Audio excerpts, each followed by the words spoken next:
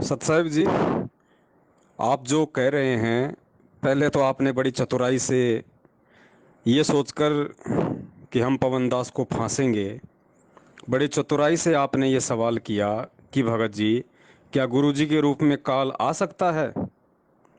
तो दास ने आपको कहा कि नहीं आ सकते। गुरुजी के रूप में काल नहीं आ सकते। संत रामपाल जी महाराज जी के रूप में काल नहीं आ सकता। फिर आपने, आपके पास जो मटेरियल तैयार था, स्क्रीनशॉट आपने तुरंत भेजा कि ये देखो भगत जी, गुरुजी कह रहे हैं कि इंद्रमती के सामने काल उसके गुरु का रूप बना के आया था, क्योंकि कबीर जी उस समय इंद्रमती के गुरु थे। तो काल उनके गुरु का ही तो रूप बना के आया था। तो देखिए, परमात्मा कहते हैं जिसकी जितनी बुद्धि उतना दे बताए, उसका बुरा मत मानियो, बेचारा अधिक कहाँ से लाए। अब ये अध्यात्म है। अगर इस अध्यात्म को समझना इतना ही आसान होता तो परमात्मा ने 4 युगों से इतने पापड़ बेलने की जरूरत नहीं थी। दो दो बार परमात्मा ने 2-2 साल, 6-6, 7-7 साल जेल काटने की जरूरत नहीं थी। रात दिन हम जैसे मंद बुद्धियों को समझाने के लिए रात के 2-2 बजे तक आंखों को लाल करके परमात्मा ने जाग जाग कर सत्संग करने की जरूरत नहीं थी। ये संकेत हैं, इन चीजों को समझना पड़ेगा। आपके गुरु के रूप में अगर काल आना शुरू हो गया, आप लाख जन्म में सतलोक नहीं जा सकते, क्योंकि आपके गुरु के रूप में कदम कदम पे आपको भ्रमित करेगा, कदम कदम पे आपके सामने खड़ा होगे। आप लाख जन्म सतलोक नहीं जा सकते। और ये तो भक्ति युग है, पीक टाइम है मोक्ष का। इस समय तो 1% भी नहीं आ सकता। वो 1% भी क्या होता है? अब आप जो इंद्रमती का उदाहरण दे रही हैं कि फिर इंद्रमती के सामने उसकी गुरु के रूप में काल कैसे आया, तो बहन जी, उस समय इंद्रमती के सामने इंद्रमती के गुरु के रूप में वो काल नहीं आया। खुद वो कबीर परमात्मा जो उस समय इंद्रमती का गुरु था, उसने खुद ने काल का रूप धारण किया, इंद्रमती की आंखें खोलने के लिए, उसके अंदर वो भय बैठाने के लिए, क्योंकि वो अच्छी आत्मा थी उसकी। और उस आत्मा को परमात्मा ने वर्तमान समय तक लेके आना था। वो आत्माएं पार नहीं हुई, वो सतलोक नहीं गई। उन आत्माओं को भक्ति करवा के, ये बीच के मंत्र दे के परमात्मा ने इस समय तक, आज इस बिचली पीढ़ी में लेके आना था मानव जन्म के लिए। इसलिए परमात्मा भटकते रहते थे अपनी आत्माओं के पास में, तरह तरह के रूप बना के साधु संत के चोले में। अब आप कहोगे जी गुरुजी ने तो कहा कि इंद्रमती पार हो गई, तो बड़े भाई सारी बात वहीं आती है। ये सब कुछ सांकेतिक है। जब इंद्रमती को परमात्मा यहां से ले गए 80 साल की उम्र में, और ऊपर जब मानसरोवर पे ले गए, तो परमेश्वर ने क्या कहा उसको कि बेटा, मन में कोई शंका हो, कोई सोच हो, कोई चिंता हो तो बता। मालिक अंतर्यामी में थे, उनको पता था ना इसके अंदर कौन सा काल ने जहर बैठा रखा है। उसने कहा जी ना मालिक, ऐसी तो कोई दिक्कत नहीं, कोई चिंता नहीं, परमात्मा आपने ऐसा निर्मल ज्ञान दे दिया, कोई टेंशन हो ही नहीं सकती। लेकिन एक छोटी सी चिंता है। अब बताओ, इतना ज्ञान देने के बाद फिर क्या चिंता रह गई? बोला बेटा बोल, क्या चिंता है? मालिक तो अंतर्यामी थे ही, उनको पूछने की जरूरत क्या थी? तो पर वो, लेकिन आज आप और हमारे लिए परमात्मा ये उदाहरण दे रहे हैं कि आपने इतनी भी टेंशन अपने मन में नहीं रखनी है जब यहां से चलने का समय आ जाए। तो उसने कहा जी, मेरा जो पति है, जो राजा है, वो बहुत धार्मिक व्यक्ति है। भले ही उसने आपका नाम नहीं ले रखा था, लेकिन मुझे भी भक्ति के लिए मना नहीं करता था। बहुत अच्छा था महाराज। हे महाराज, उसको भी कभी अपनी शरण में लेना। अब बताओ, अब उसने वो टिंडे लेने थे क्या? जब खुद के जाने का मौका लग गया, खुद के सतलोक जाने का दाव लग गया, और मानसरोवर पे जाके भी उस पति के पीछे उसकी आत्मा फंसी पड़ी है, तो परमात्मा उस आत्मा को सतलोक लेके जाएगा? वो यहीं पटक रखी है परमात्मा ने। आज आई होगी मानव जन्म लेके, आप ही के किसी के भगत भाई बहन के घर में जन्म लेके अपनी भक्ति कर रहे होंगे वो आत्माएं। तो बहन, उस समय परमात्मा ने खुद ने काल का रूप बनाया था, क्योंकि ये सबका बाप है। ये ब्रह्मा विष्णु महेश का रूप बना के भी सारे काम करता है। जब शंकर भगवान के पीछे जब भस्मासुर लगा हुआ था मारने के लिए, तो वहां पे कौन सी वो लड़की का रूप बनाया था परमात्मा ने? हाँ, उसका पार्वती का जो रूप बनाया था, और उसको भस्मागिरी को गंडहस्त नाच नचा के उसके सिर पे हाथ रखवा के उसको भस्म किया, वो कौन था? कबीर परमात्मा ही तो थे ना। ये परमात्मा शंकर का भी रूप बनाता है, ये परमात्मा ब्रह्मा जी का भी रूप बनाता है, ये परमात्मा नरसिंह का भी रूप बनाता है, ये परमात्मा काल भगवान का भी रूप बनाता है। अब आपको यकीन नहीं होगा इस बात का, कि परमात्मा काल भगवान का रूप कैसे बनाएगा, फिर तो परमात्मा भी काल हुआ। बस हमारी यही छोटी सोच है। समर्थ उसी को कहते हैं जो कुछ भी कर सकता है, सबका बाप उसी को कहते हैं जो कुछ भी कर सकता है।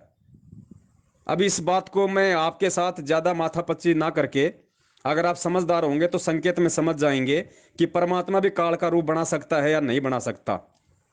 एक छोटा सा सत्संग है पूज्य गुरुदेव जी का, आदरणीय गरीबदास जी महाराज जी के ऊपर उन्होंने सत्संग किया, और उस सत्संग में उन्होंने समझाया कि एक बार वहां पे छुडानी के पास में कोई रूपनगर नाम की कोई रियासत थी। वहां का राजा मुसलमान था, वो हिंदुओं पे ज्यादा टैक्स लगाता था। तो गरीबदास जी महाराज जी के 2,500 बीघा जमीन थी, तो उसने हिंदुओं पे ज्यादा टैक्स लगा दिया। अब उसके चौकीदार आए वहां पे, बोलो जी ऐसे ऐसे टैक्स दो। तो गरीबदास जी महाराज जी ने मना कर दिया कि भाई हम नहीं देंगे। पहले ये बताओ क्या सभी के ऊपर लगा रखा है या खाली हम जैसे बड़े बड़े जमींदारों के ऊपर लगा रखा है?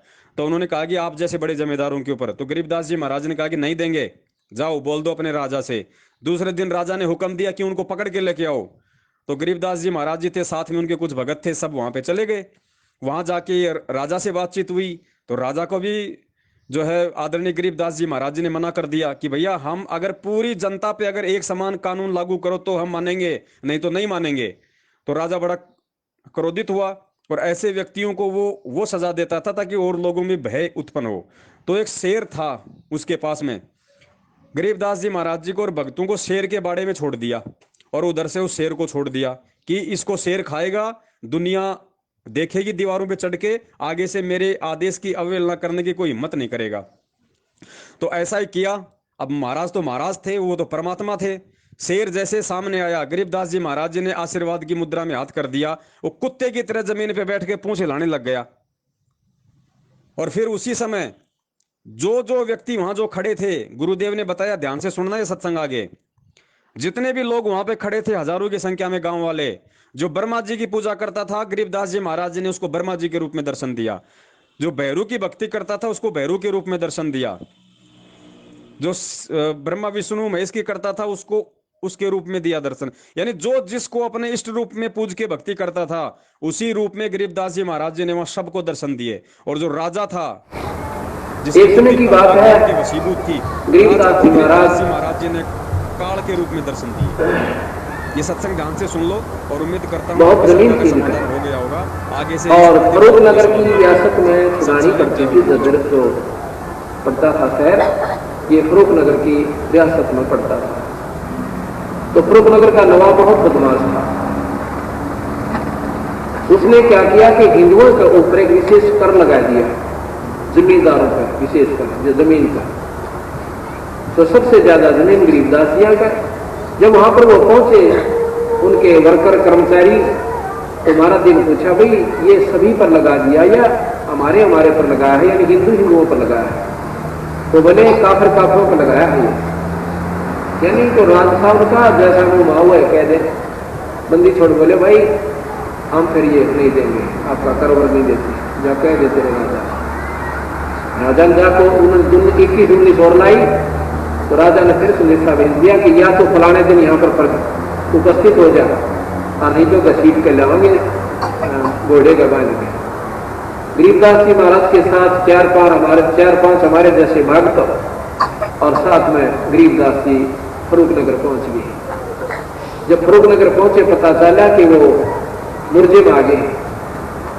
राजा ऐसे जो उनकी आज्ञा की अवहेलना करने वालों को बहुत खतरनाक सजा देता था। उन लोग या तो घोड़ों को पीछे बांध कर घुमा कर मारता था, और या फिर एक ऐसा उसने मकान बना रखा था, चारों तरफ ऊंची कच्ची दीवारें बनवाकर मिट्टी की, और उसके अंदर बाड़ा कहते थे उसको, उसके अंदर उस दोषी को रोक देता था, और साथ में भूखे शेर को पिंजरे से निकलवा देता था।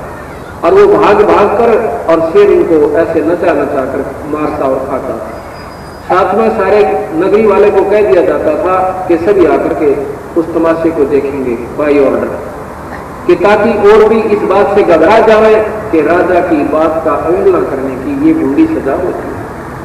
गरीबदास जी को बाड़े में रुकवा दिया सभी भक्तों के साथ। राजा अपने मकान पर बैठ गया, जहां पर राजा और रानी देख कर तमाशा देखा करते थे बैठ करके। चारों तरफ से दुनिया देख रही है और गरीबदास जी सामने बैठे हैं और 5 भगत जो गए थे वो भी साथ बैठे हैं।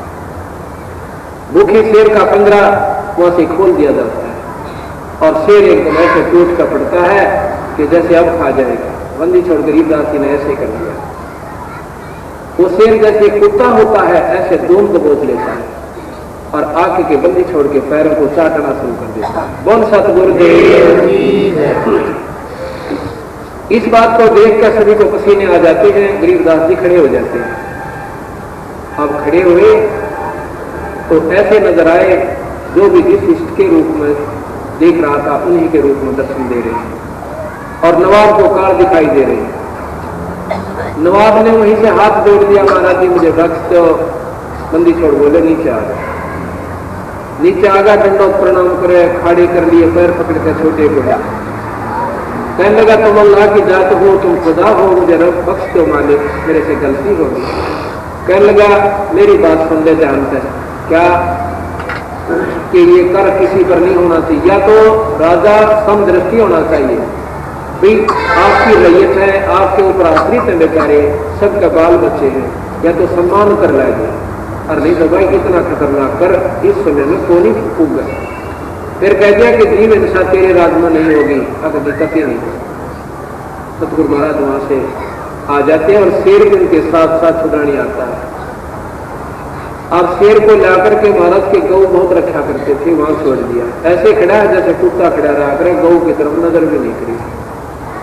30-7 दिन छुड़ानी में रहा। उसके बाद उसको कान में कोई कह दिया कि जा भाई जंगल में जाकर शरीर त्याग।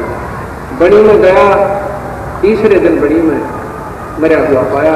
किसी जीव की जीव हिंसा नहीं करी उस शेर में। बोल सतगुरुदेव।